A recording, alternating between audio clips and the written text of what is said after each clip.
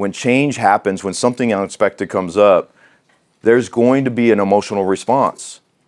And sometimes that emotional response has nothing to do with us, but it's up to us to help navigate it. It's up to us to help identify it. That's what's important as leaders and managers, how change happens. Let me ask you this. When an organization makes a change, what's usually the objective of that?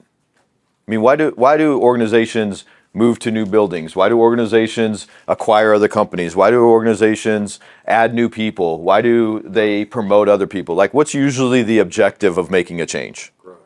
Growth. Okay. What's that? Morale. Evolution. Right? These are all positive objectives, aren't they? Then now let's think of what are those phases of change that get us to that positive outcome, right? What are the phases of change that we have to go through, that people need to go through? We're going to break this down into where there's three basic phases towards a positive outcome. And as leaders, we have to help see not just what their initial reaction is, but if we're going to help shape their response, right? If we're going to help them move from whatever their initial reaction is to a response that we're looking for that's actually going to get us where we need to go, we have to figure out, okay, well, about where are they at in terms of the phases of change?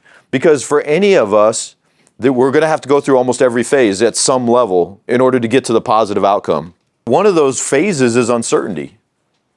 One of the phases is uncertainty. In fact, if you try to get a positive outcome from any change or transformation and you don't address uncertainty, you will not get there.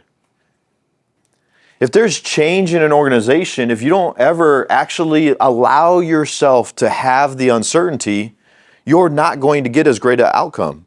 You're not going to even help your team as well as you can as a leader if you don't yourself go through the uncertainty.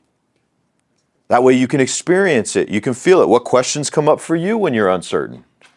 What are you thinking about as a leader when you don't have all the answers? Right? You have to navigate that uncertainty in order to be equipped to help others navigate the uncertainty. It's okay to admit when you're uncertain as a leader. It's okay to admit when you're uncertain as a leader.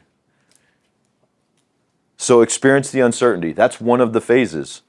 Another phase to get to a positive outcome for change is curiosity, right? We want to have curiosity. Curiosity can be your fuel of change, if you will, if you want to write that down. Curiosity can be the fuel of change. Okay? And you can actually utilize uncertainty to gain curiosity. You can utilize uncertainty to gain curiosity. Because curiosity has a future component. Uncertainty is usually very much in the moment, sometimes can be more fear-driven. Curiosity is much more future-driven. And then we can get to the third phase of positive change, which is confidence. When you have confident team members in making the change, you'll get the positive outcome that you're looking for. In fact, you might even get one that's better than you anticipated. And you can move at a faster pace. Any of you realize that? Have you ever noticed that? Like when somebody's confident on your team, they'll move at a faster pace, don't they? When your team is at a more confident level holistically, you move at a faster pace.